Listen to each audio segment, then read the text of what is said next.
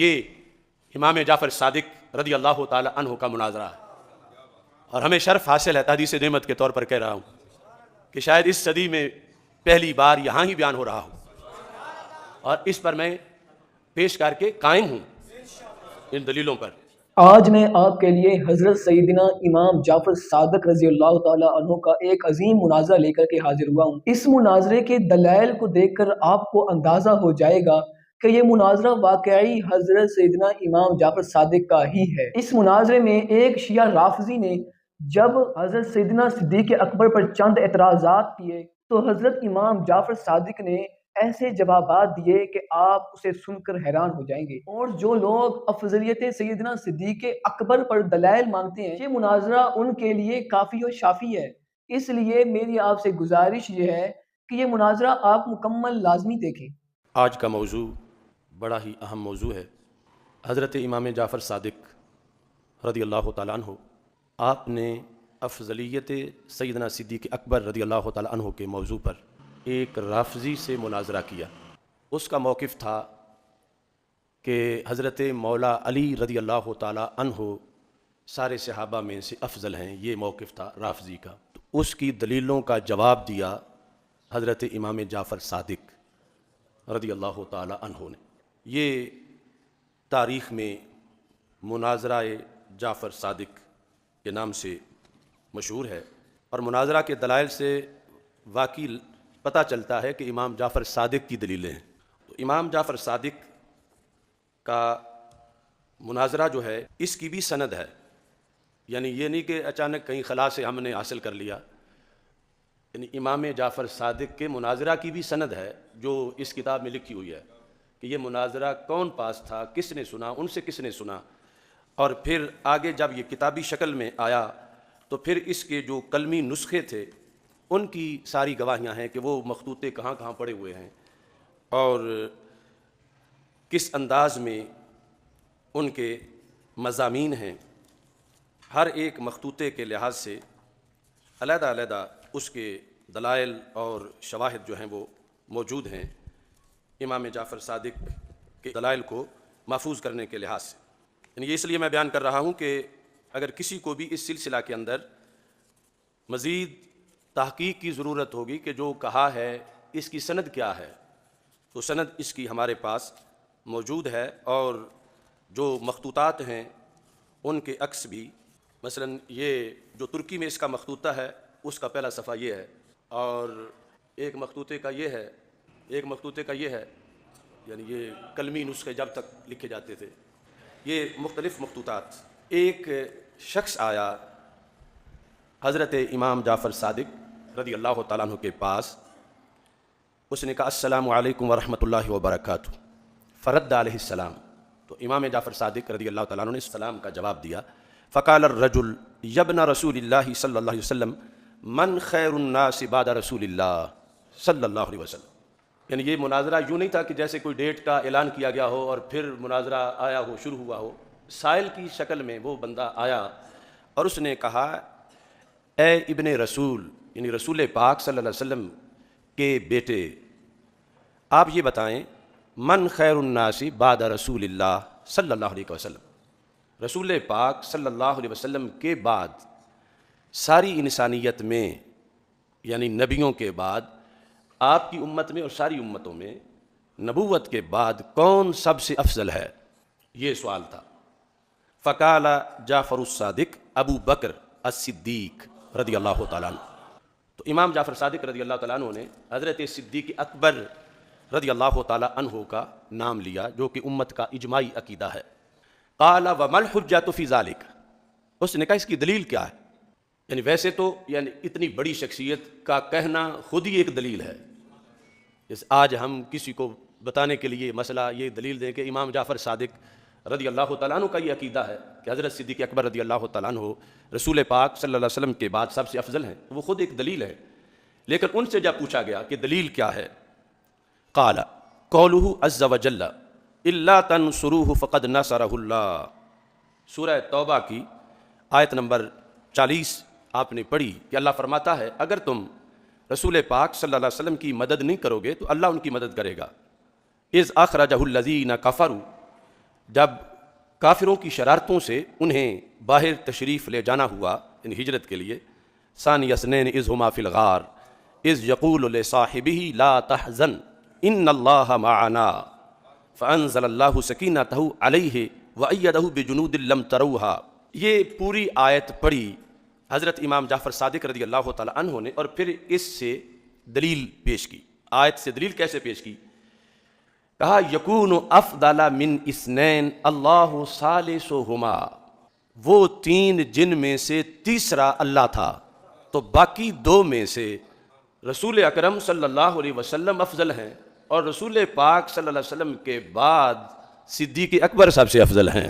کیونکہ یہ حدیث ہے کہ جب غار پر دشمن آ گئے تو حضرت صدیق اکبر رضی اللہ تعالی عنہ نے جب تشویش کا اظہار کیا کہ اب کیا بنے گا، تو ہمارے آقا صلی اللہ علیہ وسلم نے فرمایا ابو بکر ما ظنک باثنین اللہ ثالثہما، ان دو کو کیا خطرہ ہے جن کے ساتھ تیسرا خود اللہ ہے۔ اس کی طرف اشارہ تھا امام جعفر صادق رضی اللہ تعالیٰ عنہ کی دلیل کا۔ اس پر انشاءاللہ میں پوری شرح لکھوں گا۔ تو اب یہ فرمایا کہ تم سوچو کہ جن دو کے ساتھ تیسرا اللہ ہو، اب ساری مخلوقات میں یعنی یہ جو پوری امت ہے اس کے لحاظ سے دیکھو کہ ان دو میں پھر ظاہر ہے کہ رسول اکرم صلی اللہ علیہ وسلم رسول ہیں، اور یقیناً آپ کے ہم پلہ تو نبیوں رسولوں میں بھی کوئی نہیں، تو آپ کے بعد پھر تیسری شخصیت سیدنا صدیق اکبر رضی اللہ تعالیٰ عنہ کی ہے۔ تو یہ منفرد دلیل ہے۔ امام جعفر صادق رضی اللہ تعالیٰ عنہ نے کہا کہ یہاں تیسری ذات نہ حضرت عمر کی ہے، نہ حضرت عباس رضی اللہ تعالیٰ عنہما کی ہے، نہ حضرت مولا علی رضی اللہ تعالیٰ عنہ کی ہے، نہ حضرت عثمان غنی رضی اللہ تعالیٰ عنہ کی ہے۔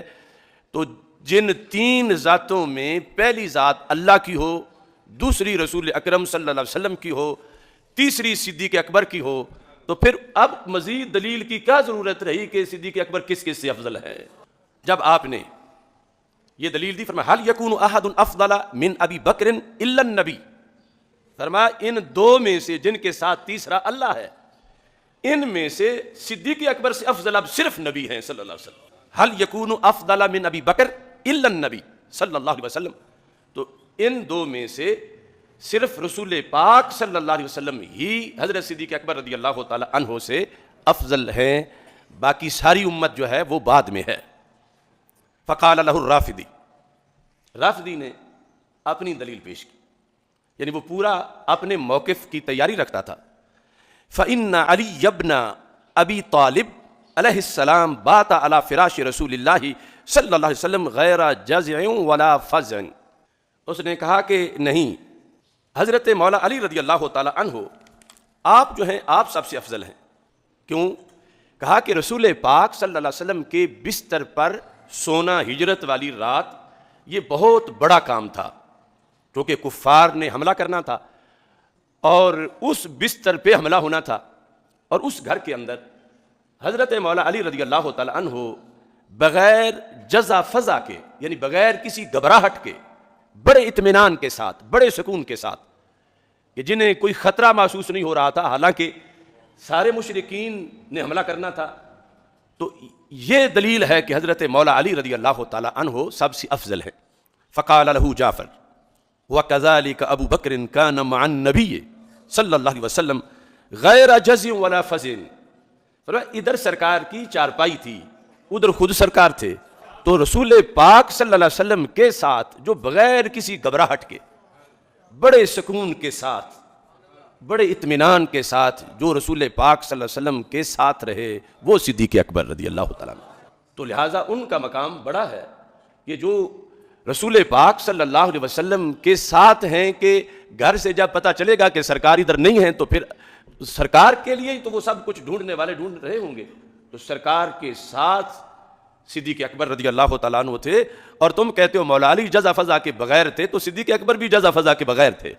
قال له الرجل فإن اللہ تعالی یقول بخلاف ما تقول، اس لفظی نے کہا کہ امام جعفر صادق اللہ تو کچھ اور کہتا ہے، تم اور کہتے ہو، تم کہتے ہو کہ وہ ساتھ تھے، یعنی ساتھ تو تھے لیکن تم کہتے ہو جزا فضا کے بغیر ساتھ تھے، تو اللہ تعالیٰ تو اور کہتا ہے۔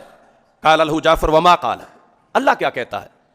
قال اللہ اذ یقول لصاحبی لا تحزن ان اللہ معنا، کہ وہ اپنے صاحب کو کہہ رہے تھے کہ حزن نہ کرو، تو پتہ چلا کہ صدیق اکبر رضی اللہ تعالی عنہ تو اس وقت حزن میں تھے، غم انہیں لاحق تھا، اور مولا علی جزا فضا کے بغیر تھے، یعنی گھبراہٹ کے بغیر تھے، اور صدیق اکبر کا گھبراہٹ میں ہونا یہ تو قرآن بیان کر رہا ہے، اور تم کہتے ہو کہ صدیق اکبر جو ہیں وہ جزا فضا کے بغیر تھے۔ اس نے کہا فلم یکن ذالک الخوف جزا، تو یہ جو خوف تھا ان کو، کیا یہ جزا نہیں ہے؟ قال لہ جعفر لا، آپ نے فرمایا یہ جو حزن تھا یہ جزا فضا نہیں تھا۔ کیوں؟ لأن الحزن غیر الجزع والفزع، جزا فضا اور ہے اور فکر مند ہونا اور ہے۔ کان حزن ابی بکر ان یقتل النبی صلی اللہ علیہ وسلم ولا یدان بدین اللہ فکان حزن علی دین اللہ وعلی نبی اللہ صلی اللہ علیہ وسلم۔ کہا انہیں جو غم لاحق تھا وہ غم کس چیز کا تھا؟ غم تھا، گھبراہٹ نہیں تھی، بے صبری نہیں تھی، یا ہاں اپنا مسئلہ کوئی ہو، انہیں حزن تھا، جزا فضا نہیں، حزن تھا۔ اور حزن کس چیز کا تھا؟ کہ کہیں ایسا نہ ہو کہ رسول پاک صلی اللہ علیہ وسلم معاذ اللہ شہید ہو جائیں، کیونکہ دشمن تو کچھ کم نہیں کریں گے جب پہنچ جائیں گے، اور اب آ گئے ہیں دروازے پر، غار کے منہ پر۔ ولا یدان بدین اللہ، اس دین کا پھر کیا بنے گا؟ ابھی تو سارا قرآن بھی نہیں اترا، ابھی تو سارا دین سرکار نے پہنچایا ہی نہیں ہے، ابھی تو مدنی زندگی شروع ہونی ہے، ابھی سارا معاملہ باقی ہے، تو کیا بنے گا؟ فکان حزن علی دین اللہ وعلی نبی اللہ، فرمایا ان کو حزن تھا، جزا فضا نہیں تھا، حزن تھا۔ اور حزن کس چیز پر تھا؟ کہ سرکار دو عالم صلی اللہ علیہ وسلم کو کہیں نقصان نہ پہنچے، کہ پوری امت کی امانت میرے پاس ہے، قیامت تک کے غلاموں کو جواب میں نے دینا ہے، اور صرف میں واحد نمائندہ ہوں امت کا جو اس وقت ساتھ ہوں۔ یہ وہ محبوب ہیں جن کے لیے کروڑوں قیامت تک جان دینے کو تیار پھریں گے، لیکن اس وقت تو صرف میں ہوں ساتھ۔ تو اگر کوئی بال بھی بیکا ہو گیا تو کیا بنے گا؟ یہ ان کو تشویش تھی۔ وَلَمْ يَكُنْ حُزْنُهُ عَلَى نَفْسِهِ، اپنا تو انہیں خطرہ ہی کوئی نہیں تھا۔ وَلَمْ يَكُنْ حُزْنُهُ عَلَى نَفْسِهِ، اپنے بارے میں کوئی ان کو تشویش نہیں تھی، نہ کوئی گھبرائے ہوئے تھے۔ کیف وقد السعته اکثر من میات حریش، فرمایا یہ تو وہ ہے نا کہ جنہیں سانپ نے 100 سے زائد ڈنگ مار دیے تھے۔ اکثر من میات، فرمایا 100 سے زائد جب ڈنگ لگے، فما قال حس، ایک ڈنگ پر بھی انہوں نے سی نہیں کی، فما قال حس ولا ناف، 100 ڈنگ کھا کے ایک بار بھی سی نہ کریں تو پتہ چلا کہ بندہ دلیر ہے اور گھبراہٹ کوئی نہیں، اور بڑے اطمینان سکون سے ساتھ دے رہے ہیں۔ وہ جو حزن تھا وہ تب ہوا جب دشمن غار کے منہ پہ آئے، تو وہ اپنے بارے میں نہیں تھا، اپنا ہوتا تو سانپ کے ڈنگوں پر ہی رو پڑتے، اپنا ہوتا تو اس وقت ہی وہ جو احتجاج کر رہا تھا ڈنگ مار کے کہ ایڑی ہٹاؤ، تو 100 میں سے کسی ایک بار بھی ایڑی ہٹا لیتے، تو ایڑی نہیں ہٹائی، اپنی جان کی فکر نہیں تھی، فکر دین کی تھی، فکر رسول اللہ صلی اللہ علیہ وسلم کی تھی، لہٰذا فرمایا ساتھ بھی تھے، ڈنگ بھی کھا رہے تھے، سی بھی نہیں کر رہے تھے۔ اب جب اس دلیل پر رافضی لاجواب ہوا، قال الرافضی فإن اللہ تعالی قال، اللہ نے قرآن مجید میں فرمایا ہے انما ولیکم اللہ ورسولہ والذین آمنوا الذین یقیمون الصلاۃ ویؤتون الزکاۃ وہم راکعون، کہ تمہارا ولی، اے مسلمانوں تمہارا ولی یعنی مددگار اللہ ہے اور اللہ کے رسول صلی اللہ علیہ وسلم ہے، اور پھر وہ جو ایمان لائے، الذین یقیمون الصلاۃ، جو نماز قائم کرتے ہیں، ویؤتون الزکاۃ، زکوٰۃ دیتے ہیں، وہم راکعون، حالت رکوع میں۔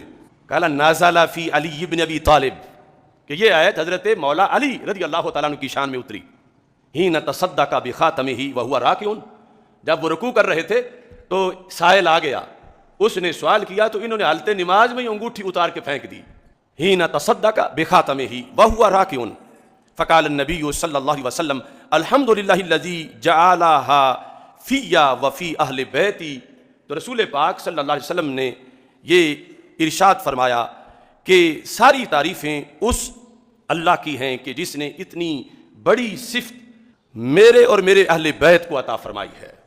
تو یہ دلیل رافضی نے دی، کہا کہ اللہ، اللہ کے رسول، اور آگے پھر والذین آمنوا، یہاں مولا علی ہے تیسرے نمبر پر، والذین آمنوا، وہ جو ایمان لائے اور نماز قائم کی، اور پھر رکوع کے اندر انہوں نے زکوٰۃ دی۔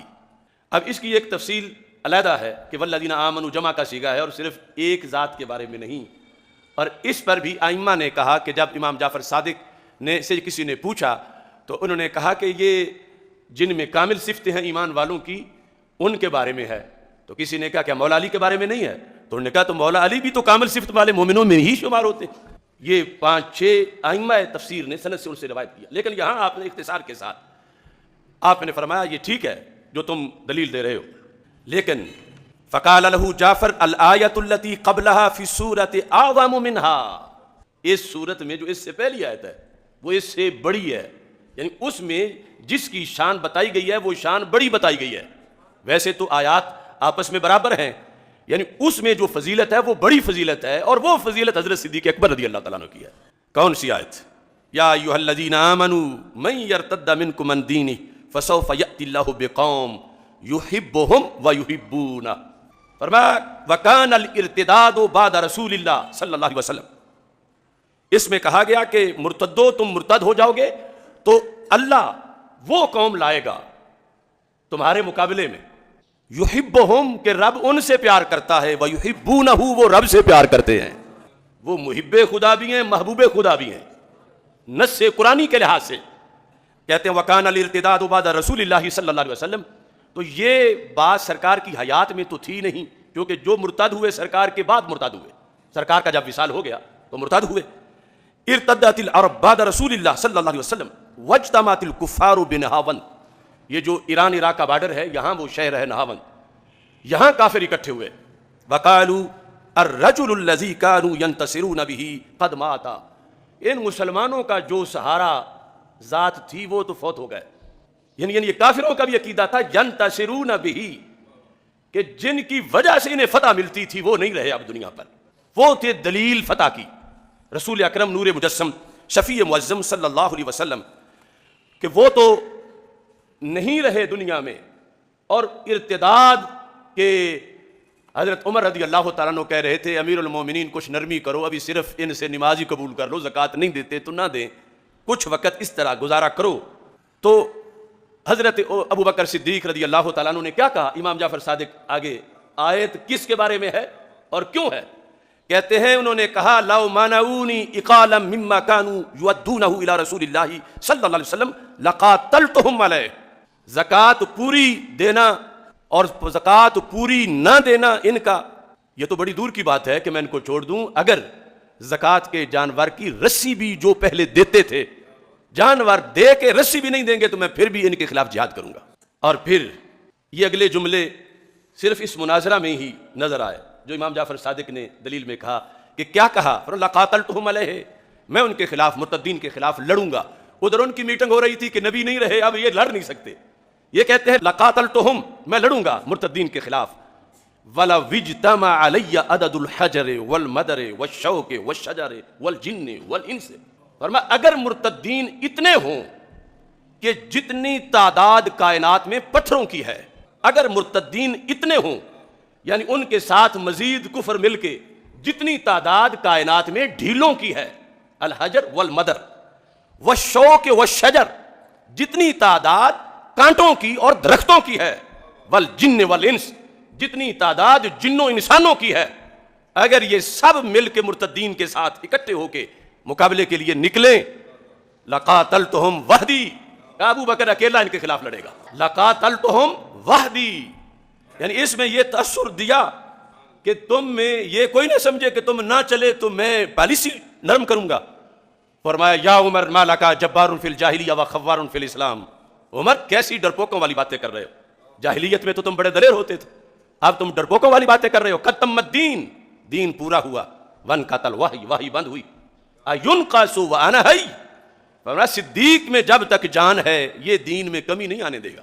یہ بول رہے ہیں امام جعفر صادق رافضی کو جواب دینے کے لیے کہ حضرت صدیق اکبر نے کہا جتنے جن ہیں اتنے آ جائیں، جتنے پتھر ہیں اتنے آ جائیں لوگ، جتنے ڈھیلے ہیں، جتنے درخت ہیں، جتنے درختوں کی شاخوں پہ کانٹے ہیں، اتنے آ جائیں اور تم میں سے ایک بھی میرے ساتھ نہ نکلے، لقاتلتہم وحدی، میں پھر بھی اکیلا ان کے خلاف جہاد کروں گا، انہیں چھوڑوں گا نہیں۔ تو اس بنیاد پر وکانت ہذہ الآیات افضل لابی بکر، کہا وہ جو بعد والی ہے انما ولیکم اللہ والی، اس سے جو پہلے ہے اس میں شان بڑی بیان کی گئی ہے، اور جس کی بیان کی گئی ہے وہ صدیق اکبر رضی اللہ تعالیٰ عنہ ہے۔ اب اس کا بھی رافضی کے پاس کوئی جواب نہیں تھا، وہ آگے منتقل ہوا، اور یہ ہوتا ہے، اس کو کہتے ہیں مناظرے کی اصطلاح میں ارخائے عنان، کسی کی باغیں ڈھیلی چھوڑنا۔ ویسے تو ہو سکتا تھا کہ آپ کہتے نہیں پہلے یہاں اب فائنل کر، مان گیا ہے، آپ نے اس کو یہاں روکنے کی بجائے کہا کہ چلو جہاں تک جاتا ہے اس کو جانے دو۔ اس نے کہا فإن اللہ تعالی قال الذین ينفقون اموالهم باللیل والنہار سرا وعلانیہ، کہ وہ لوگ جو مال خرچ کرتے ہیں اپنا رات اور دن کے وقت، ظاہری طور پر بھی اور چھپ کے بھی، دن رات، خفیہ اعلانیہ۔ کہا نازلت فی علی علیہ السلام، یہ مولا علی رضی اللہ تعالی عنہ کے بارے میں نازل ہوئی ہے۔ تو یہ آیت ہے، ان کی شان کتنی ہے۔ کان معہ 4 دنانیر، ان کے پاس 4 دینار تھے، فانفق دینارا باللیل، ایک رات کو دے دیا اللہ کے راستے میں، ودینارا بالنہار، دوسرا دن کو دے دیا، ودینارا سرا، ایک پردے میں دے دیا، ودینارا علانیۃ، ایک لوگوں کی ترغیب دینے کے لیے سب کے سامنے اللہ کے راستے میں دے دیا۔ فنازلت فی ہذہ الآیہ، تو آپ یعنی حضرت مولا علی رضی اللہ تعالی عنہ کی شان میں یہ آیت اتری، لہذا وہ افضل ہیں ساری امت میں رسول اکرم صلی اللہ علیہ وسلم کے بعد۔ فقال له جعفر علیہ السلام لأبی بکر رضی اللہ عنہ افضل من هذه فی القرآن، امام جعفر صادق علیہ السلام نے کہا کہ حضرت ابو بکر صدیق رضی اللہ تعالی عنہ کے لیے رب نے جو آیت نازل کی ہے اس میں اس سے کہیں بڑھ کے فضیلتوں کا ذکر ہے، اور اس آیت بنیاد پر پھر تقریباً آیت کو ہی افضل کہہ دیا۔ کیسے؟ فرمایا واللیل اذا یغشا والنہار اذا تجلی وما خلق الذکر والانثى ان سعیکم لشتی فاما من اعطى واتقى وصدق بالحسنى۔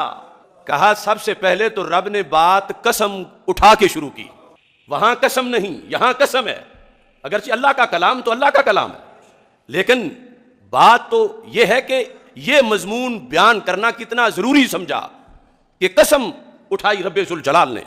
کہتے ہیں فَأَمَّا مَنْ أَعْطَى وَاتَّقَى وَصَدَّقَ بِالْحُسْنَى، کہ جس نے مال دیا اور متقی بنا، وَصَدَّقَ بِالْحُسْنَى، اور حسنہ کی جس نے تصدیق کی، یہ کون ہیں؟ قال ابو بکر فَسَنُيَسِّرُهُ لِلْيُسْرَى، ابو بکر وَسَيُجَنَّبُهَا الْأَتْقَى، ابو بکر الذي يؤتي ماله يتزكى، ابو بکر وما لأحد عنده من نعمة تجزى إلا ابتغاء وجه ربه الأعلى ولسوف يرضى، ابو بکر۔ کہا یہ پوری صورت دیکھو، اور اس صورت میں جو خراج تحسین پیش کیا گیا ہے وہ لفظ دیکھو، اور یہاں دوسرا کوئی نہیں جس کے لیے یہ رب ذوالجلال نے فرمایا ہو۔ اور آیت پڑھ کے ساتھ ابو بکر کہہ کے جو ضمیر تھی وہ ظاہر کرتے گئے کہ وصدق بالحسنى، کون ہے؟ ابو بکر۔ فسنيسره لليسرى، ہم ان کے لیے آسانی کریں گے یسرا کے لیے، وہ کون ہے؟ ابو بکر۔ وَسَيُجَنَّبُهَا الْأَتْقَى، جہنم سے دور رکھے جائیں گے وہ جو سب سے بڑے پرہیزگار ہیں، کون؟ ابو بکر۔ الَّذِي يُؤْتِي مَالَهُ يَتَزَكَّى، جو اپنا مال دیتے ہیں اسلام کے لیے اور دل کو مزید نورانی کرتے ہیں، کون؟ ابو بکر۔ وَمَا لِأَحَدٍ عِندَهُ مِن نِعْمَةٍ تُجْزَى، یہ جو مال ہر موقع پہ وہ اٹھا کے لے آتے ہیں، اللہ کہتا ہے اس لیے نہیں کہ پہلے کوئی کھا چکے ہیں اور اب واپسی کر رہے ہیں، فرمایا ان پہ کسی نے مالی طور پر کوئی احسان نہیں کیا تھا، یہ پھر بھی مال اللہ کے راستے میں دے رہے تھے۔ الا ابتغاء وجه ربه الاعلى، یہ صرف اللہ کی رضا کے لیے۔ یہ کون ہیں؟ ابو بکر۔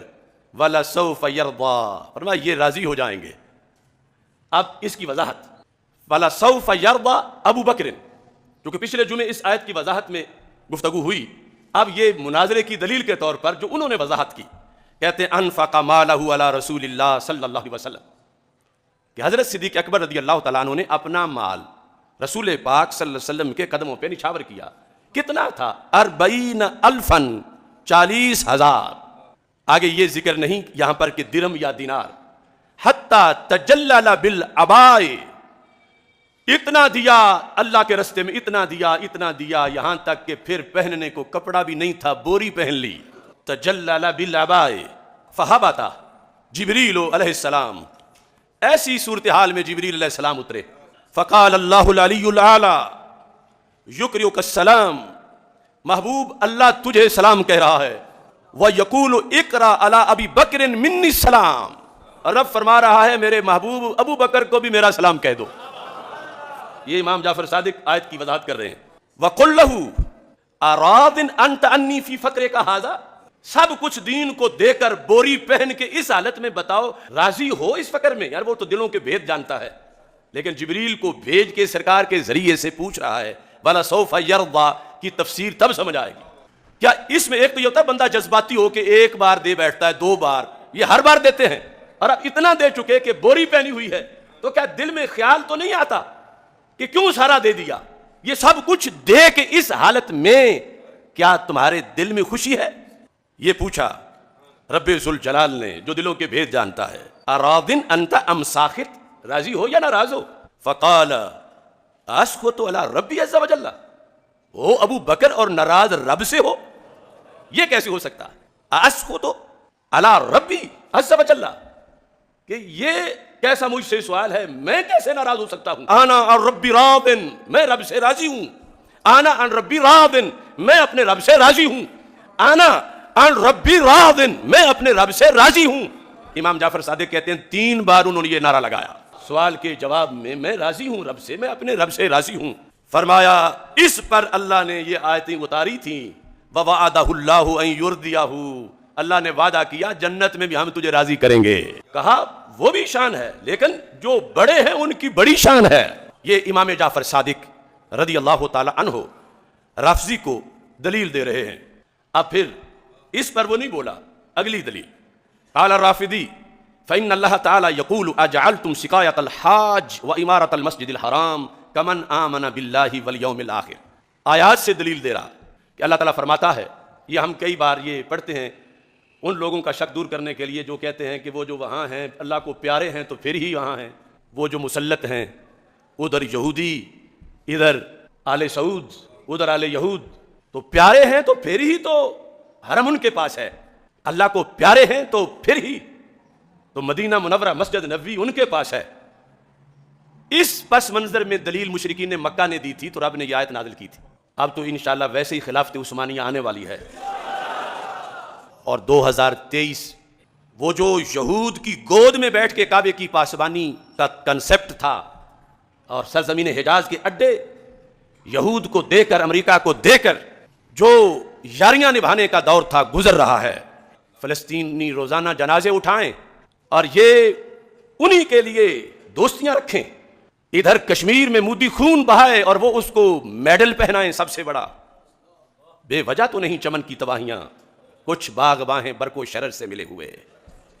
لوگ کہتے ہیں رب کو پیارے ہیں تو پھر ہی تب ہی اس لیے ہے.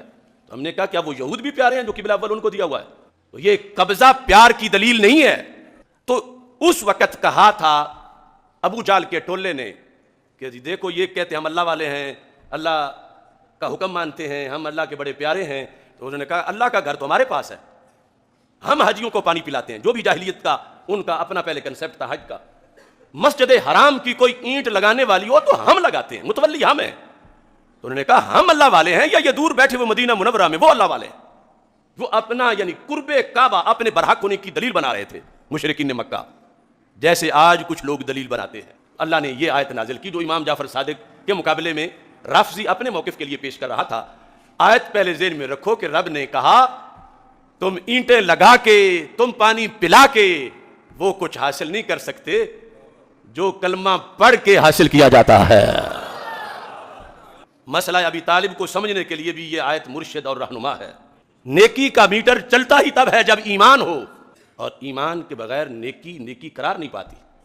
اجعلتم سقایۃ الحاج، کیا حاجیوں کو پانی پلانا، وامارۃ المسجد الحرام، اور مسجد حرام میں اینٹیں لگانا، اس کی تعمیر کرنا، کمن آمن باللہ والیوم الآخر، کیا یہ باتیں اللہ کو ایک ماننے، حضرت محمد مصطفیٰ صلی اللہ علیہ وسلم کو آخری نبی ماننے، فرشتوں کتابوں کو ماننے, آخرت کے دن کو ماننے کے برابر ہو سکتی ہیں؟ یعنی اللہ تعالیٰ استفہام انکاری کر رہا ہے, نہیں ہو سکتی. اجعلتم سقایۃ الحاج, کہ تم نے مکہ کے مشرکوں تم نے بنا لیا ہے عمارت مسجد حرام کو اور حاجیوں کے پانی پلانے کو تم نے ایمان کے برابر ٹھہرایا ہوا ہے. اللہ فرماتا ہے ہرگز ایسا نہیں ہے, تم جتنی بھی اپنی طور پر نیکیاں کر لو کہ ہم اللہ کے گھر میں آئے ہوئے لوگوں کو پانی پلا رہے ہیں, اللہ نے فرمایا یہ کوئی نیکی نہیں, نیکی تب ہوگی جب میرے نبی کا کلمہ پڑھو گے. یہ مشرکین مکہ کے مقابلے میں آیت اتری. کمن آمن باللہ, اب یہ رافضی کہتا ہے کہ کمن آمن باللہ نازلت فی علی علیہ السلام, کہ یہ مولا علی رضی اللہ تعالیٰ عنہ کی شان میں اتری تھی کہ رب نے کہا مشرکین مکہ کو کہ تم پاس رہ کے کعبے کے تم علی کے ہم پلہ نہیں ہو سکتے, اگرچہ وہ دور بیٹھے ہیں, کیونکہ وہ دولت ایمان سے مالا مال ہیں اور تمہارے دل میں کفر و شرک ہے. تم کعبے کے پاس بیٹھ کے کعبے کا وہ نور نہیں لے سکتے جو مولا علی دور بیٹھ کے نور لے رہے ہیں. نازلت فی علی علیہ السلام فقال له جعفر علیہ السلام لأبی بکر مثلها فی القرآن, کہا قرآن مجید میں اسی کی مثل تو حضرت صدیق اکبر رضی اللہ تعالیٰ عنہ کے بارے میں بھی ہے, وہ آیت تم کیوں نہیں پڑھتے؟ قال اللہ تعالی لا يستوی منکم من انفق من قبل الفتح وقاتل اولئک اعظم درجة من الذین انفقوا من بعد وقاتلوا وکلا وعد اللہ الحسنى. یہ آیت پڑھی امام جعفر صادق رضی اللہ تعالی عنہ نے کہ اللہ فرماتا ہے فتح مکہ سے پہلے جنہوں نے کلمہ پڑھا اور فتح مکہ کے بعد جنہوں نے کلمہ پڑھا یہ آپس میں برابر نہیں ہیں. یعنی دو طرح کے صحابہ ہیں, ایک وہ ہیں جو فتح مکہ سے پہلے کلمہ پڑھ گئے, ایک وہ ہیں جو فتح مکہ کے بعد کلمہ پڑھ گئے ہیں. وہ بھی صحابی ہیں, پہلے بھی صحابی, درجے میں برابر نہیں لیکن ایک بات میں برابر ہیں, کس میں؟ جنتی ہونے میں. وَكُلًّا وَعَدَ اللَّهُ الْحُسْنَى, کُلّا, خواہ فتح مکہ سے پہلے والے ہوں یا بعد والے ہوں, ان میں سے ہر سے رب نے حسنہ کا وعدہ کر لیا ہے. اور ان الذین سبقت لهم منا الحسنى اولئک عنہا مبعدون, یہ دوسری آیت ہے. جس سے بھی ہم نے حسنہ کا وعدہ کیا ہے وہ جہنم سے دور رکھے جائیں گے. لا یسمعون حسیسها, انہیں تو وہ جہنم کی آواز بھی نہیں آئے گی جو ہزاروں میل دور جا رہی ہوگی. یہ آیت پڑھ کے اب اس پر لفظ سنو, پھر پتا چلے کہ آج اہل بیت کے عقیدے پر کون ہے, اہل بیت کے مشن پر کون ہے, اہل بیت کا باغی کون ہے اور فرما بردار کون ہے. وَكَانَ أَبُو بَكْرٍ أَوَّلَ مَنْ أَنْفَقَ مَالَهُ عَلَى رَسُولِ اللَّهِ صلی اللہ علیہ وسلم. امام جعفر صادق رضی اللہ تعالیٰ عنہ نے کہا کہ ابو بکر صدیق وہ پہلے بندے ہیں, اولیت افضلیت کا چونکہ مناظرہ تھا, سب سے پہلے جنہوں نے اپنا مال اللہ کے رسول علیہ السلام کے قدموں پہ نشاور کیا. وَأَوَّلَ مَنْ قَاتَلَ, سب سے پہلے جس نے سرکار کے دشمنوں کے خلاف تلوار اٹھائی اور جہاد کیا. وَأَوَّلَ مَنْ جَاهَدَ, سب سے پہلے مجاہد اسلام کے صدیق اکبر رضی اللہ تعالیٰ عنہ ہیں. وقت جاء المشرکون, یہ وہ دلیل ہے جو مولا علی رضی اللہ تعالیٰ عنہ نے آپ نے اس سوال کے جواب میں پیش کی تھی جب آپ نے فرمایا اخبرونی من اشجع الناس, لوگوں بتاؤ سب سے بہادر کون ہے اپنی خلافت کے زمانے میں. یہ البدایہ والنہایہ میں ہے, تاریخ الخلفاء میں ہے. کہا انت علی, آپ ہیں سب سے بہادر. کہا اشجع الناس ابو بکر, سب سے بہادر ابو بکر صدیق رضی اللہ تعالیٰ عنہ. امام جعفر صادق بھولے نہیں اپنے بڑوں کا سبق. اسی پر آپ نے فرمایا کہ مشرک مکہ کے آ گئے, یعنی اس وقت اتنا کنٹرول تھا کہ کوئی رستہ بھی پوچھتا تھا سرکار دو عالم صلی اللہ علیہ وسلم کے گھر کا, وہ اس کو مارنا شروع کر دیتے تھے. انہوں نے حملہ کیا, فضربوا النبی صلی اللہ علیہ وسلم, سرکار دو عالم صلی اللہ علیہ وسلم پہ حملہ کیا, یہاں تک کہ سرکار کے پیکرے پرنور سے خون بہ نکلا. وبلغ ابا بکر الخبر, ابو بکر ساتھ نہیں تھے مگر خبر پہنچ گئی. فاقبل یعدو فی طرق مکہ, ابو بکر دوڑتے آ گئے مکہ کی گلیوں میں. یقول ویلکم, وہ تم تباہ ہو جاؤ. اتقتلون رجلا ان یقول ربی اللہ, اس محبوب سے تم لڑائی کر رہے ہو جو تمہیں ایک خدا کا پیغام دینے آئے ہیں. وقد جاءکم من ربکم, یہ اللہ کا پیغام لے کر تمہارے پاس آئے ہیں, جس پر مولا علی نے اپنی تقریر میں یہ کہا تھا کہ یضرب ھذا ویطلطل ھذا, کہ کسی کو مکہ مارا کسی کو ٹھڈا مارا, یعنی پاؤں سے بھی کافروں کو مارا سرکار سے پیچھے ہٹانے کے لیے اور سرکار کا بدلہ لینے کے لیے. اور امام جعفر صادق کہتے ہیں وَأَخَذُوهُ أَبَا بَكْرٍ, جب اکیلے تھے ابو بکر صدیق رضی اللہ تعالیٰ عنہ اور راج ان کا تھا, سرکار کو چھوڑ کے انہوں نے حضرت صدیق اکبر کو پکڑ لیا. فَضَرَبُوهُ حَتَّى مَا تَبَيَّنَ انفہو من وجہی، اتنا مارا کہ صدیق اکبر کے رخسار اور ناک کا فرق ختم ہو گیا. یہ امام جعفر صادق دلیل دے رہے ہیں. حتی ما تبین انفہو من وجہی، یعنی سارا چہرہ اتنا سوج گیا، ابھر گیا کہ درمیان میں ناک کا پتہ ہی نہیں چل رہا تھا. آج دھویں کے مارے ہوئے لوگ کہتے ہیں کہ 2 گھڑیاں غار میں بیٹھے تھے تو کیا کیا تھا. آل نبی سے پوچھو کہ کیا کیا ہے. اور اس مقام پر اب جو سنیوں میں سے کچھ بھولنے والے ہیں، پیر میر علی شاہ صاحب سے انہیں کچھ کہلوانا چاہتا ہوں. تصفیہ ما بین سنی و شیعہ، پیر آف گولڑا شریف. کچھ لوگ آستانہ دیکھ کے کہتے ہیں کہ ان کا تو کوئی آستانہ ہی نہیں ہے، ان کی بات کون سنے گا، یہ تو کسی پیر کے بیٹے نہیں، یہ تو کسی بہت بڑے امام اور عالم کے بیٹے نہیں. تو یاد رکھو دین شخصیات کا محتاج نہیں ہے. اگر کوئی خادم بھی ہو مگر بات پیر میر علی شاہ کی لے کے کھڑا ہو جائے، بات قرآن کی کرے، سنت کی کرے، تو اسے نہیں دیکھا جائے گا، دیکھا یہ جائے گا کہ فرمان کس کا ہے. تو میں ان سجادہ نشینوں کو، پیروں کو جو بھول چکے ہیں اپنے اکابر کو اور آج روافض کی بولی بول رہے ہیں، انہیں یہ بتانا چاہتا ہوں کہ حضرت پیر میر علی شاہ رحمۃ اللہ علیہ نے جب انما ولیکم اللہ ورسولہ یہ آیت لکھی اور اس پر آپ نے تبصرہ کیا، تبصرہ کرنے کے ساتھ لفظ کیا تھے؟ کہتے ہیں کہ ابو بکر بن عیاش کہتے ہیں میں نے ابو حفص سے سنا کہ وہ کہتا تھا بعد از پیغمبر کوئی شخص ابو بکر رضی اللہ تعالیٰ عنہ سے افضل نہیں، کوئی شخص حضرت صدیق اکبر رضی اللہ تعالیٰ عنہ سے افضل نہیں، کیونکہ اس نے مقاتلہ مرتدین میں نبی کا سا کام کیا ہے. صدیق اکبر رضی اللہ تعالیٰ عنہ نے مقابلہ مرتدین میں نبی کا سا، نبی نہیں تھے مگر پالیسی میں اتنی 2 ٹوک پالیسی، یعنی یوں لگتا تھا جیسے واہی پہ بنی ہوئی پالیسی ہے، واہی کا دروازہ بند تھا مگر شک نہیں تھا ان کو مرتدین کے خلاف لڑنے میں کہ کہیں میں کوئی غلطی نہ کر جاؤں، 100 میں سے 1% بھی شک نہیں تھا. تو پیر میر علی شاہ صاحب رحمۃ اللہ علیہ لکھتے ہیں کیونکہ اس نے مقاتلہ مرتدین میں نبی کا سا کام کیا ہے. غزوہ بدر اور حدیبیہ وغیرہ کے بعد یہ جہاد بالمرتدین عظیم الشان واقعہ ہوا ہے. اس کی عظمت کے مقابلہ میں مومنوں کو تسلی دی گئی ہے کہ خبردار اس فتنہ ارتداد سے گھبرانا نہیں ہے. تو اس بنیاد پر کہتے ہیں حضرت صدیق اکبر کی خلافت اور ان کا لوگوں سے بیعت لینا حق تھا. اس لیے سب مومنین نے جن میں حضرت مولا علی بھی شامل تھے حضرت صدیق اکبر کو واجب الاطاعت سمجھ کر اور خلیفہ مان کر اس واقعہ میں مرتدین کے خلاف جہاد میں ان کی بھرپور امداد کی. اور اللہ تعالیٰ نے بھی ان معاونین کی اس قدر اوصاف قرآنی آیات میں بیان کیے یحبہم و یحبونہ، کہ یہ جو ابو بکر صدیق کے ساتھ کھڑے ہیں رب پہلے بتا چکا تھا یہ سارے وہ ہیں جن سے اللہ پیار کرتا ہے اور اللہ سے یہ سارے پیار کرتے ہیں. یہاں کہتے ہیں کہ یحبہم و یحبونہ کا شرف بخشا، کہتے ہیں ووٹر کی پاور سے الیکشن کہ ووٹر کتنا عظیم ہے. کہا ابو بکر صدیق کو ووٹ دینے والے خلافت کا وہ ہے یحبہم و یحبونہ. یہ گولڑے کے پیر صاحب بول رہے ہیں کہ جو ووٹ دینے والے ہیں وہ اس میرٹ پہ ہیں تو ان کا لیڈر کس میرٹ کا ہوگا. یحبہم و یحبونہ کا شرف بخشا. حق تو یہ ہے کہ مہاجرین اولین اور انصار کے اس گروہ نے جن کی تعریف و توصیف جا بجا کلام الہی میں وارد ہے خلافت کے بارے میں جو کچھ کیا وہ حق تھا. یعنی حضرت صدیق اکبر کے ہاتھ پہ بیعت کرنا جنہیں ان لوگوں کا جنہیں یحبہم و یحبونہ رب کہہ رہا ہے کہ کوئی ووٹ بھی بوگس نہیں یا کچی عمر والا یا کچے عقیدے والا، اللہ کے میرٹ پہ اترنے والے پورے وہ ووٹ. اور حق کیوں نہ ہو جب خود حق سبحانہ منتظم کار ہو. یعنی پیر صاحب کہتے ہیں انہوں نے حضرت صدیق اکبر کے ہاتھ پہ بیعت خود نہیں کی، رب نے کروائی ہے. اس بنیاد پر آپ نے فرمایا کہ ابو بکر صدیق سب سے افضل ہیں کہ مقاتلہ مرتدین میں نبی کا سا کام وہ سر انجام دے رہے تھے. اور یہ بھی آپ نے لکھا کہ اسلام کے لیے سب سے زیادہ جس بندے نے مار کھائی وہ صدیق اکبر ہے.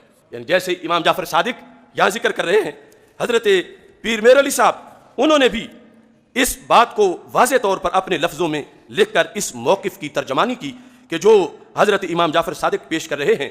اب دیکھو اول کے لفظ گنتے جاؤ. کان ابو بکر اول من انفق مالہ علی رسول اللہ صلی اللہ علیہ وسلم واول من قاتل واول من جاہد وقد جاء المشركون فضربوا النبي صلی اللہ علیہ وسلم وبلغ ابا بکر الخبر فاقبل یادو فی طرق مکہ یقول ویلکم تقتلون رجلا اتقتلون رجلا ان یقول ربی اللہ وقد جاءکم من ربکم فترکوا النبی واخذوا ابا بکر فضربوه حتی ما تبین انفہ من وجہہ، کہ چہرے کا، ناک اور رخسار کا فرق ختم ہو گیا، ساتھ نہیں تھے، دوڑ کے دور سے آ گئے تھے مار کھانے کے لیے سرکار کے نام پر اور سرکار کی ناموس پہ پہرا دینے کے لیے۔ آج نام نبی پہ جو پہرا دے، نام نبی پہ کتنی اس کی عظمت ہے، تو جو ذات نبی پہ پہرا دے رہا ہو، وہ جسم جو عرش سے بھی مقدس ہے، اس جسم کا اس ماحول میں یہ مولا علی کی گواہی کے مطابق اکلوتا پہرے دار۔ اب اس پر کان اول من جاہد فی اللہ واول من قاتل مع رسول اللہ واول من انفق مالہ وقد قال رسول اللہ صلی اللہ علیہ وسلم ما نفعنی مال کمال ابی بکر، مجھے کسی کے مال نے وہ فائدہ نہیں دیا جو ابو بکر کے مال نے فائدہ دیا۔ اب یہ دلیل رافضی کی ختم ہو گئی۔ پھر بولا فإن علیًا لم یشرک باللہ طرفۃ عین، کہ مولا علی رضی اللہ تعالی عنہ نے آنکھ جھپکنے کے برابر بھی شرک نہیں کیا۔ یہ بہت بڑی فضیلت ہے، اور مجدد دین و ملت اعلی حضرت امام احمد رضا خان فاضل بریلوی رحمۃ اللہ علیہ نے اس پر پورا رسالہ لکھا ہے، المکانۃ الحیدریہ، اور اس پر جواب بھی اعتراضات کے دیے۔ اور پھر حضرت صدیق اکبر رضی اللہ تعالی عنہ کا جو مسلسل ایمان تھا بوقت ولادت، جیسے مولا علی رضی اللہ تعالیٰ عنہ کا ہے، اس پر مکمل دلائل دی اس رسالے کے اندر۔ اب حضرت امام جعفر صادق کہتے ہیں فإن اللہ اثنى علی ابی بکر ثناء یغنی عن کل شیء، کہا رب نے ابو بکر صدیق کی وہ تعریف کی ہے کہ پیچھے کوئی تھوڑی نہیں رہ گئی۔ یغنی عن کل شیء، وہ ہر شے سے بے نیاز کر دیتی ہے ان کو، ایمانیات اور وفا کے مسئلے میں ہر شے سے بے نیاز کر دیتی ہے۔ قال اللہ تعالی والذی جاء بالصدق وصدق بہ، کہا والذی جاء بالصدق محمد صلی اللہ علیہ وسلم، یعنی یہ ساتھ جاء کا فاعل بیان کیا، وصدق بہ ابو بکر، کہا یہ یغنی عن کل شیء، ہر چیز سے بے نیاز کرتی ہے۔ وکلہم قالوا للنبی صلی اللہ علیہ وسلم کذبت وقال ابو بکر صدقت وقال ابو بکر، امام جعفر صادق کہتے ہیں یہ وہ ابو بکر ہے کہ جب سرکار نے فرمایا تھا کہ تم کوئی بھی ابو بکر کے مسئلے میں مجھ سے بات نہ کرنا، ایک وقت تم سب کہتے تھے کذبت، کہ تم نے جھوٹ بولا، ابو بکر اس وقت بھی کہتا تھا صدقت۔ فنازلت فیہ ھذہ الآیہ، فرمایا ہم اہل بیت بتاتے ہیں کہ والذی جاء بالصدق وصدق بہ کس کے بارے میں نازل ہو، فرمایا آیت التصدیق خاصتاً، یہ صرف ایک بندے کے بارے میں ہے، فہو التقی النقی المردی الردی العدل المعدل الوفی، فرمایا تقی ہے صدیق اکبر، نقی ہے صدیق اکبر، مردی یعنی جن کو راضی کیا گیا وہ ہے صدیق اکبر، رضی ہے صدیق اکبر، عدل ہے صدیق اکبر، معدل ہے صدیق اکبر، اور وفاؤں کی معراج ہیں صدیق اکبر۔ اور یہ دلائل میں آپ دیکھیں کہیں بھی امام جعفر صادق کی دلیل کا رد نہیں آگے سے آ سکا، آگے بھاگتا رہا وہ۔ اب کہتا فإن حب علی فرض فی کتاب اللہ، کہ مولا علی رضی اللہ تعالیٰ عنہ کی محبت تو فرض ہے، قرآن میں ہے، قل لا اسألکم علیہ اجرا الا المودۃ فی القربى، محبوب صلی اللہ علیہ وسلم آپ فرما دو کہ میں تجھ سے کسی اجر کا سوال نہیں کرتا، قربا میں مودت چاہتا ہوں۔ یہ مولا علی رضی اللہ تعالیٰ عنہ قربا میں یہ ان کی محبت فرض ہے۔ قال لہ جعفر لابی بکر مثلھا، کہ مولا علی کی فرض ہے میں انکار نہیں کرتا، تو کہا تو ابو بکر صدیق کی بھی تو فرض ہے، آدھا فرض مانتے ہو آدھا چھوڑتے ہو، کیسے؟ قال اللہ تعالی والذین جاءوا من بعدہم یقولون ربنا اغفر لنا ولاخواننا الذین سبقونا بالایمان ولا تجعل فی قلوبنا غلا للذین آمنوا ربنا انک رؤوف رحیم۔ یہ آیت پڑھی، اب خود بتاتے ہیں فابو بکر هو السابق بالایمان، پہلے کون تھے کہ جن کے بارے میں کہا کہ بعد والے پہلوں کا بغض نہ رکھیں، وہ کس پہلے کا کہ رب نے ان کا بغض حرام کیا۔ فابو بکر هو السابق بالایمان فالاستغفار له واجب ومحبته فرض وبغضه کفر، کہا یہ ابو بکر صدیق ہے کہ قرآن کہتا ان کی محبت فرض ہے اور ان کا بغض کفر ہے۔ یہ ایک خطاب میں پہلے بتا چکے ہیں، جب امام زین العابدین کے پاس کچھ لوگ آئے عراق سے، قالوا فی ابی بکر و عمر، انہوں نے کچھ بکواس شروع کیے، تو آپ نے فرمایا تم مجھے یہ بتاؤ، پہلے وہ آیت پڑھی جو مہاجرین کے بارے میں، تم ہو؟ کہا نہیں ہمارے بارے میں تو نہیں۔ پھر وہ پڑھی جو انصار کے بارے میں، تم ہو؟ نہیں ہم تو بعد میں آئے۔ کہا یہ دو میں نے تم سے پوچھی، تمہارا جواب، تم نے کہا نہ انصار والی تمہارے حق میں ہے نہ مہاجرین والی تمہارے حق میں ہے۔ تو فرمایا تیسری کا فیصلہ میں تمہیں سناتا ہوں، والذین جاؤوا من بعدہم، یہ ہے قیامت تک کے مسلمانوں والی، پہلی تم کہتے ہو تمہارے بارے میں نہیں، دوسری تم کہتے ہو تمہارے بارے میں نہیں، تیسری میں کہتا ہوں تمہارے بارے میں نہیں، کیونکہ وہ قیامت تک کے مسلمانوں کے بارے میں ہے جن کے دل میں ابو بکر و عمر کا بغض نہ ہو۔ یہ کشف الغمہ رافضیوں کی کتاب، اس میں لکھا ہوا۔ اب یہاں پر بغضہ کفر، ابو بکر صدیق رضی اللہ تعالیٰ عنہ کا بغض کفر ہے۔ اور یہاں میں ان کھوکھلے خطیبوں کو بھی بتانا چاہتا ہوں جو لفظ در اور گھر والے بول کے، اور در سے مراد صدیق اکبر رضی اللہ تعالیٰ عنہ لے کے، تو ہم در والوں کو بھی مانتے ہیں، گھر والوں کو بھی مانتے ہیں، تو یہ صحابہ و قرابہ ہیں۔ گھر والے در والے سے یہ فرق تم لوگوں کو سمجھا رہے ہو۔ ارے کسی کے در والوں کو نہ مانے کفر نہیں ہوتا، ابو بکر کو تھوڑا سا بھی نہ مانے تو کفر ہوتا ہے، اور کسی کے در والوں کا بغض رکھ لے کچھ نہیں ہوتا، لیکن ابو بکر صدیق کا بغض رکھیں تو قرآن کہتا ہے کفر ہوتا ہے۔ لہٰذا یہ لازم و ملزوم محبت ہے آپس میں صحابہ و اہل بیت رضی اللہ تعالیٰ عنہم کی، کہ سب کی محبت سرکار کی وجہ سے ہے۔ اب رافضی اگلی دلیل کی طرف، قال الرافضی فإن النبی صلی اللہ علیہ وسلم قال الحسن والحسین سیدا شباب اہل الجنہ وابوہما خیر منہما، کہ رسول پاک صلی اللہ علیہ وسلم کا فرمان ہے امام حسن اور امام حسین رضی اللہ تعالیٰ عنہ جنتی جوانوں کے سردار ہیں، وابوہما خیر منہما، اور ان کے ابا جی مولا علی رضی اللہ تعالیٰ عنہ وہ ان دونوں سے افضل ہے۔ تو کیا شان ہے مولا علی رضی اللہ تعالیٰ عنہ کی کہ وہ جنت کے سرداروں سے بھی افضل ہیں۔ یہ رافضی نے دلیل اپنے موقف پر پیش کی۔ قال له جعفر رضی اللہ تعالیٰ عنہ لأبی بکر عند اللہ افضل من ذلك۔ دیکھو آل نبی، آج لوگ یوں باتیں کرتے ہیں جیسے ایمان کا معاملہ ہی نہیں، کوئی قومیت پرستی کا معاملہ ہے۔ یہ ہے دین۔ امام جعفر صادق بتا رہے ہیں کہ نبی علیہ السلام سے پیار کا تقاضا یہ ہے کہ سرکار کی ہر نسبت سے پیار کرنا ہے، حالانکہ وہ خاندان نبوت ہے، اور آگے جو بات آ رہی ہے وہ صدیق اکبر ہے۔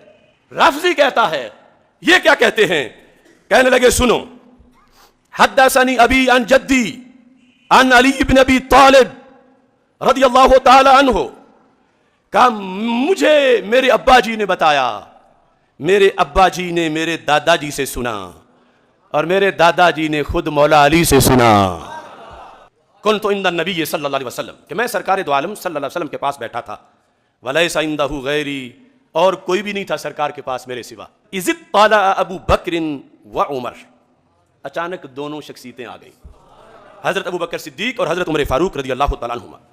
فقال النبی صلی اللہ علیہ وسلم یا علی ھذان سیدا کہول اہل الجنہ وشبابہما، فرمایا علی یہ دونوں جنتی جوانوں کے بھی سردار ہیں، اور جنت میں جو بڑی عمر والے ہوں گے ان کے بھی سردار ہیں۔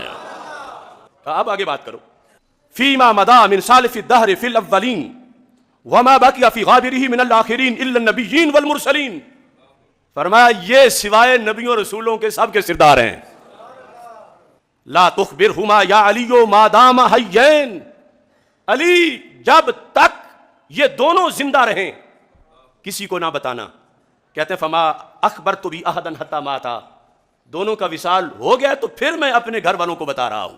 یعنی بہت سے امور پر وہ لمیٹڈ تھے کہ کب بتانا ہے، کس وقت بتانا ہے، کس کو بتانا ہے، تو کہا میں ان دونوں کے وصال کے بعد جو مجھے میرے آقا صلی اللہ علیہ وسلم نے بتایا تھا میں بتا رہا ہوں۔ تو دیکھو یہ یقیناً حسنین کریمین جنتی جوانوں کے سردار ہیں، یقیناً ان دونوں سے مولا علی رضی اللہ تعالیٰ عنہ افضل ہیں، لیکن ابو بکر و عمر تو سب سے افضل ہیں سوائے انبیاء اور رسل علیہ السلام کے۔ قال الرافضی، اب اس نے اصل مسئلے سے ہٹ کے مزید سوال شروع کر دیے، فَأَيُّهُمَا أَفْضَلُ فاطمہ تو بنت رسول اللہ صلی اللہ علیہ وسلم ام عائشہ تو بنت ابی بکر، یہ بتاؤ کہ ان میں سے افضل کون ہے؟ فاطمہ بنت رسول اللہ، رسول پاک صلی اللہ علیہ وسلم کی شہزادی خاتون جنت سیدہ فاطمہ الزہرا رضی اللہ تعالی عنہا، ام عائشہ تو بنت ابی بکر، یعنی یہ تقابل میں اس نے واضح طور پر کہا ایک طرف بنت رسول علیہ السلام ہے اور دوسری طرف بنت ابی بکر ہے، بتاؤ ان میں افضل کون ہے؟ جواب بھی دیا اور جواب دینے کا طریقہ بھی سکھایا امام جعفر صادق رضی اللہ تعالیٰ عنہ نے۔ جواب دے رہے ہیں، کہتے ہیں بسم اللہ الرحمن الرحیم یاسین والقرآن الحکیم، اتنا پڑھ کے پھر حامیم والکتاب المبین، کہ اب تم بتاؤ ان میں سے افضل کون ہے؟ دو آیات یعنی سورہ یاسین کی شروع کی اور حامیم السجدہ اس کی شروع کی پڑھ کے آیت تو کہا، یعنی اتنا پڑھ کے چپ کر گئے. اب وہ بولا، کہتا ہے اسألک ایہما افضل فاطمہ ابنۃ النبی صلی اللہ علیہ وسلم ام عائشہ ابنۃ ابی بکر وتقرأ القرآن. سمجھے نہیں ہو کہ میں نے پوچھا کیا ہے؟ میں پوچھ رہا ہوں سیدہ فاطمہ اور سیدہ عائشہ صدیقہ رضی اللہ تعالیٰ عنہما میں سے افضل کون ہے؟ تم قرآن کی آیتیں پڑھ رہے ہو. فقال له جعفر، امام جعفر صادق نے کہا بھگوتر تجھے جواب تو دے دیا ہے، آیات پڑھ کے تجھے جواب دے دیا ہے. اب یاسین اور حامیم ان میں سے کسے تم ترجیح دو گے؟ سبھی شان والی ہیں. فقال له الجعفر عائشہ بنت ابی بکر. کہا صرف یہاں تک نہ رہو، آگے بھی تو بولو نا. زوجۃ رسول اللہ صلی اللہ علیہ وسلم معہ فی الجنہ، کہ عائشہ بنت ابی بکر جو زوجہ رسول صلی اللہ علیہ وسلم ہیں وہ سرکار کے ساتھ ہوں گی جنت میں. وفاطمہ بنت رسول اللہ صلی اللہ علیہ وسلم سیدۃ نساء اہل الجنہ. ادھر میت بیان کی، ادھر سرداری بیان کی، سیادت بیان کی، اور بیماری والوں کا علاج اس وقت بھی ساتھ کیا. فرمایا الطائن علی زوجۃ رسول اللہ صلی اللہ علیہ وسلم لعنہ اللہ. کہا جو زوجہ رسول علیہ السلام پہ تنقید کرے اس پہ اللہ کی لعنت ہو. والباغض لابنۃ رسول اللہ صلی اللہ علیہ وسلم خذلہ اللہ. جو سرکار دو عالم صلی اللہ علیہ وسلم کی شہزادی کا بغض رکھے اس پہ بھی لعنت ہو، اللہ اس کو رسوا کرے. یہ ہے سنی سینہ، یہ ہے تھرمامیٹر، یہ ہے روافض اور خوارج کے درمیان فیصلہ کن مناظرہ امام جعفر صادق کا. اب رافضی اگلے مسئلے پہ چلا گیا. حکمت یہ تھی کہ ساری باتیں بعد میں ہونی تھیں. کہتا ہے عائشہ تو قاتلت علیہ رضی اللہ تعالی عنہ وہی زوجۃ رسول اللہ صلی اللہ علیہ وسلم، کہ وہی عائشہ صدیقہ، عائشہ جو مولا علی سے جنہوں نے لڑائی کی تھی. چلو زوجہ رسول علیہ السلام تو ہیں، لیکن یہ بھی تو دیکھو کہ انہوں نے مولا علی رضی اللہ تعالیٰ عنہ سے لڑائی کی تھی، یعنی جنگ جمل کا حوالہ دیا. اب امام جعفر صادق کو غصہ آیا. فقال له الجعفر نعم ویلک، تو تباہ ہو جائے. قال اللہ تعالی وما كان لكم ان تؤذوا رسول اللہ صلی اللہ علیہ وسلم. اگر حیا والے ہو قیامت تک کے لوگوں تو تمہارے لیے جائز نہیں کہ تم اللہ کے رسول کو اذیت پہنچاؤ. لہٰذا یہ جو زوجیت والی نسبت ہے، یہاں زوجہ کا معاملہ خود زوج کی طرف آتا ہے غیرت کا، اور تم اس زوجیت کے لحاظ سے اس کو عام سی چیز سمجھ رہے ہو. یعنی وہ اجتہادی معاملہ ان کا تھا، لیکن اس سے کوئی عائشہ صدیقہ سرکار کی زوجیت سے تو نہیں نکل گئی کہ ان کا شرف ختم ہو گیا ہو. ہرگز ایسا نہیں. اس جواب پر آپ نے پہلی بار اس کو کہا ویلا کا، کہ تو تباہ ہو جائے، کہ تو کس طرح کی باتیں کرتا ہے. تو اس سے پتہ چلا کہ کبھی کبھی مناظرے میں مخاطب کو ویلا کا بھی کہنا سنت حضرت امام جعفر صادق ہے. قال له الرافضی توجد خلافت ابی بکر و عمر و عثمان و علی فی القرآن. یہ جو تم چار یار کہتے ہو، چار چار کرتے ہو، کیا چاروں کی خلافت کا ذکر ہے قرآن میں؟ پھر وہ کہتا تھا ایک خلافت ہے. قال نعم. آپ نے کہا تو صرف قرآن کی بات کرتا ہے، وفی التوراۃ والانجیل. ان چاروں کی خلافت کا تو تورات میں بھی ذکر ہے، انجیل میں بھی ذکر ہے. اب یہ دلائل اختصار سے آپ نے پہلے پڑھا الذی جعلکم خلائف الارض ورفع بعضکم فوق بعض درجات، ایک آیت. امن یجیب المضطر اذا دعا ویکشف السوء ویجعلکم خلفاء الارض، دوسری آیت. لَيَسْتَخْلِفَنَّهُمْ فِي الْأَرْضِ كَمَا اسْتَخْلَفَ الَّذِينَ مِنْ قَبْلِهِمْ وَلَيُمَكِّنَنَّ لَهُمْ دِينَهُمُ الَّذِي ارْتَضَىٰ لَهُمْ. تیسری آیت. تین آیتیں جب پڑھیں قال الرافضی ابن رسول اللہ صلی اللہ علیہ وسلم فَأَيْنَ خِلَافَةٌ فِي التَّوْرَاةِ وَالْإِنْجِيلِ. ان میں تورات والی کون سی ہے؟ یہ تو تم نے قرآن کی پڑھی. یعنی اس نے بھی پورا درپے تھا کہ کہیں سے گنجائش ملے. تو اب اس جواب پر اس نے نقد وارد کیا پہلی بار کہ تم نے خود کہا کہ صرف قرآن میں نہیں، تورات زبور انجیل میں ہے، تو آیتیں تو قرآن کی پڑھ رہے ہو. کہاں ہے ان چاروں کی خلافت؟ تورات میں اور انجیل میں. قال له جعفر، آپ نے فرمایا سنو، محمد الرسول اللہ والذین معہ، آگے مانا کیا ابو بکر اشداء علی الکفار عمر بن الخطاب رحماء بینہم عثمان بن عفان تراہم رکعا سجدا یبتغون فضلا من اللہ ورضوانا علی بن ابی طالب. چاروں سیماہم فی وجوہہم من آثار السجود اصحاب محمد صلی اللہ علیہ وسلم ذالک ما صالحم فی التوراۃ وما صالحم فی الانجیل. کہا یہ ہے تورات، یہ ہے انجیل. اب اس کے بعد ابھی مناظرہ جاری تھا. قال الرجل یبن رسول اللہ صلی اللہ علیہ وسلم ھذا فی القرآن قال نعم. یعنی یہ وہ میں اختصار سے کر رہا ہوں کہ یہ چاروں کی جب انہوں نے شان بیان کی کہ اس طرح آئیں گے قیامت کے دن, اٹھیں گے کہ سب سے پہلے زمین سے ہمارے آقا صلی اللہ علیہ وسلم روضہ پاک سے نکلیں گے اور ابو بکر صدیق رضی اللہ تعالی عنہ دوسرے نمبر پہ ساتھ اٹھیں گے. یہ میدان معاشر کا منظر. پھر کہا کہ ینادی مناد این عمر بن الخطاب فیجیء عمر واوداجہ تشخب دما. عمر فاروق آئیں گے اور رگوں سے خون بہہ رہا ہوگا. پھر ثم یؤتی عثمان بن عفان واوداجہ تشخب دما. وہ آئیں گے اور ان کی رگوں سے بھی خون بہہ رہا ہوگا. ثم یدعى علی بن ابی طالب فیاتی واوداجہ تشخب دما. وہ آئیں گے اور ان کی رگوں سے بھی خون شہادت کا بہہ رہا ہوگا. اب ایسی صورتحال میں وَيُوقَفُ أَمَامَ الْعَرْشِ, فرمایا ان لوگوں کی جلوہ نمائی بڑی عظیم ہوگی قیامت کے دن. یہاں اس نے سوال کیا یبن رسول اللہ صلی اللہ علیہ وسلم ھذا فی القرآن, یہ قرآن میں جو آپ بیان کر رہے ہیں؟ قال نعم, ہاں قرآن میں ہے. علم اہل بیت ہے. قال اللہ تعالی وجیء بالنبیین, قیامت کے دن لایا جائے گا نبیوں کو, والشہداء, لایا جائے گا شہداء کو. کون؟ ابو بکر و عمر و عثمان و علی رضی اللہ تعالیٰ عنہم. فرمایا یہ قرآن میں ہے, یہ ہے شہداء اولین جن کو لایا جائے گا. فقال الرافضی ابن رسول اللہ صلی اللہ علیہ وسلم یقبل اللہ توبتی مما کنت علیہ من التفریق بین ابی بکر و عمر و عثمان و علی. یہ جو میں جرم کرتا رہا ساری زندگی, کہ میں فرق کرتا رہا ان میں کہ یہ آپس میں مخالف ہیں اور میں مولا علی کو سب سے افضل مانتا رہا, کیا میری توبہ قبول ہو سکتی ہے؟ یہ مناظرے کا اختتام ہونے لگا ہے.